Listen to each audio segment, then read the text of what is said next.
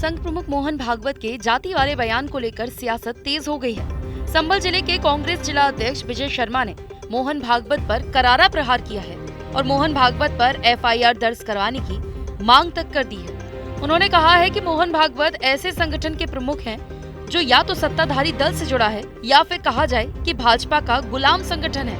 अदानी मुद्दे को भटकाने के लिए अब इस तरह की बयानबाजी की जा रही है। मोहन भागवत जी का बयान कई जगह से घूमते हुए आ रहा है। जैसे आप देख रहे हैं इस समय अडानी के जो मुद्दा है उनसे भी कहीं ना कहीं उन्हें भटकाने की कोशिश ऐसे बयानों से की जाती रही है और हमेशा होती है।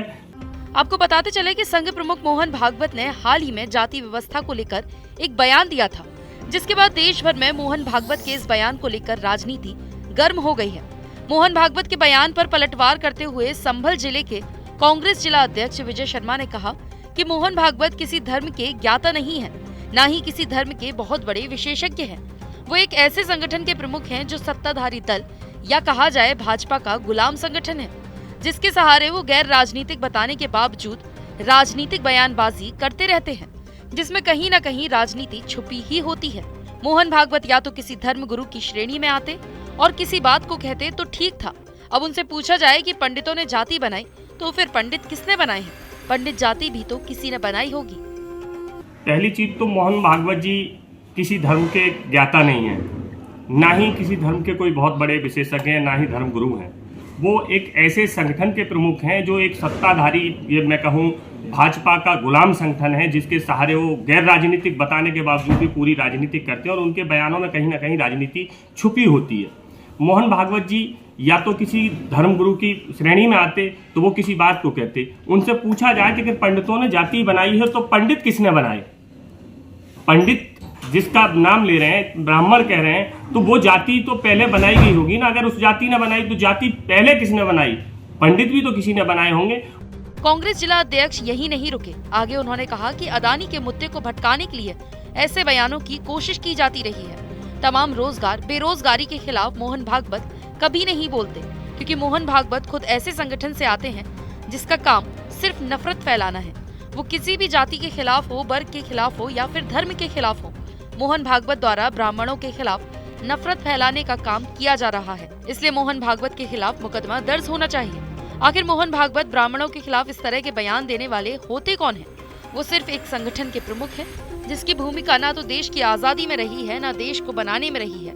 केवल उसकी भूमिका माफी मांगने की रही है। तमाम रोजगार बेरोजगारी नफरत के खिलाफ मोहन भागवत जी कभी नहीं बोल सकते, क्योंकि मोहन भागवत जी उस संगठन से आते हैं जिसका काम केवल नफरत फैलाना है। वो किसी भी जाति के खिलाफ हो, किसी भी वर्ग के खिलाफ हो या किसी भी धर्म के खिलाफ हो। मैं कहता हूँ मोहन भागवत जी द्वारा ब्राह्मणों के खिलाफ नफरत फैलाने का काम किया गया है और मोहन भागवत जी के खिलाफ इस चीज को लेकर एक मुकदमा दर्ज होना चाहिए कि मोहन भागवत जी आखिर ब्राह्मणों के खिलाफ इस तरह का बयान देने वाले होते कौन है? किसी धर्म के धर्मगुरु तो है नहीं, एक संगठन के प्रमुख हैं, जिस संगठन की कोई भूमिका ना तो देश की आजादी में रही है, ना देश को बनाने में रही है, केवल उसकी भूमिका माफी मांगने की रही है। मैं आज भी कहता हूं कि मोहन भागवत जी, आपको आज भी पंडितों से, ब्राह्मणों से माफी मांगनी चाहिए, अन्यथा की स्थिति में उनके खिलाफ सरकार को खुद ही एक्शन लेते हुए नफरत फैलाने के मामले में मुकदमा दर्ज करना चाहिए।